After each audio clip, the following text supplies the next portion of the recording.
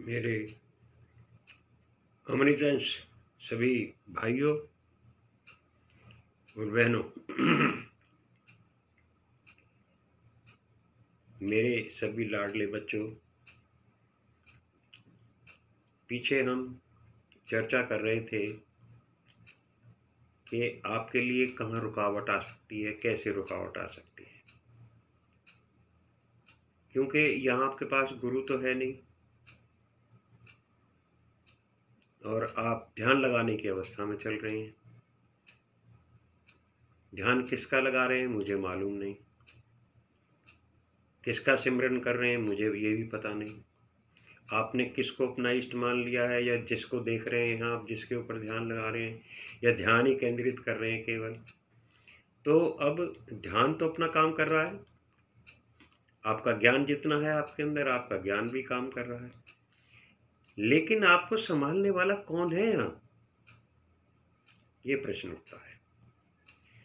यहाँ आके आपको प्रमाणिक गुरु की या आध्यात्मिक गुरु की या आत्मिक गुरु की आवश्यकता है।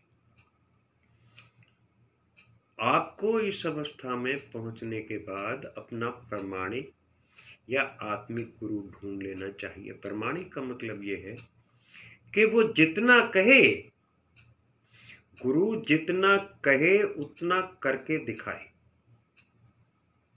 वो प्रमाण दे इस बात का। तो ये गुरु प्रमाणिक होना इसलिए बहुत जरूरी है। वो कहे कुछ करे कुछ, वो गुरु नहीं हो सकता। ना वो आध्यात्मिक हो सकता है, ना वो आत्मिक हो सकता है। तो अब एक तो आपकी यहाँ क्षत्रिय अवस्था, दूसरे आपकी भजन की उच्च अवस्था, और तीसरे आपका योग से जुड़ना। क्योंकि अगर आप योग से युक्त हो जाएंगे यहाँ पे, तो आप योगी कहलाएंगे, और योगी के पास अथात क्षमता आ जाती है दूसरों के लिए भी और अपने लिए भी। अब आपके अंदर जो नेचुरल फोर्स है, जो प्राकृतिक शक्ति है, जो जिसे हम शिव शक्ति कहते हैं, वो शक्ति आपके अंदर प्रवेश करना शुरू कर रही है काफी देर से, पहले से। जैसे ही आप क्षत्रिय अवस्था में आए थे ना, तो ये आपकी उत्तम अवस्था में ये नेचुरल रिसोर्सेज जो आपके शक्ति के जो स्रोत हैं आपके, वो आपको आनी शुरू हो जाती हैं अपने आप ही। अब इसमें ये शक्तियां जब आनी शुरू हो जाती हैं और इकट्ठी हो जाती हैं ज्ञानेंद्रियों के माध्यम से, इनमें एक चीज का और ध्यान रखें, मैं बाद में भूल जाऊंगा इसको। बुढ़ापा बहुत बुरी चीज है, ध्यान रखना। तो इसमें ये बात का ध्यान रखना, अगर आपकी पांचों ज्ञानेंद्रियों में से एक ज्ञानेंद्रिय भी बिना ध्यान अवस्था में आए हुए काम नहीं करती, तो आपकी वो कमजोरी रह जाएगी। क्योंकि शब्द, स्पर्श, रूप, रस, गंध, ये पांचों ज्ञानेंद्रियों का भोजन है, एक किस्म से तन्मात्रा है। और अगर ये पांचों आपके कब्जे में आ जाती हैं, तो आप जैसा बलवान कोई नहीं। इनमें से अगर एक भी बच गई, तो वो एक ही सारी ज्ञानेंद्रियों को, सबको इकट्ठा करके ना, सारी शक्ति को, वो एक ही इतनी बलिष्ठ हो जाती है, वो एक ही इतनी बड़ा बरगद का पौधा बन जाता है कि वो आपको वहीं रोक के खड़ा हो जाएगा, आपको आगे बढ़ने नहीं देगा। यहां भी गुरु की जरूरत है। अगर आपकी पांचों ज्ञानेंद्रियों में से एक भी रह गई, बच गई, एक ही ज्ञानेंद्रिय बतेरी है, एक ही अवगुण बतेरा है, और इनमें से अगर सही मायने में यह है कि एक को अगर तुमने मार लिया, तो धीरे धीरे चारों का प्रयत्न तुम्हें प्रयास करना होगा कि कौन सी तुमने मार ली और कौन सी बच गई।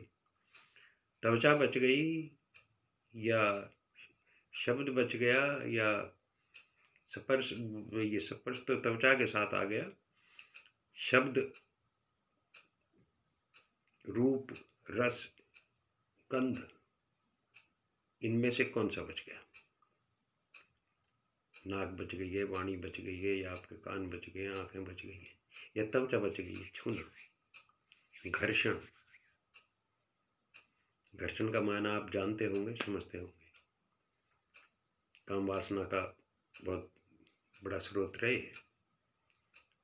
यहीं पे राड शुरू होती है और यहीं पे आदमी भटकता है, यहीं पे छतरी मार खाता है। अब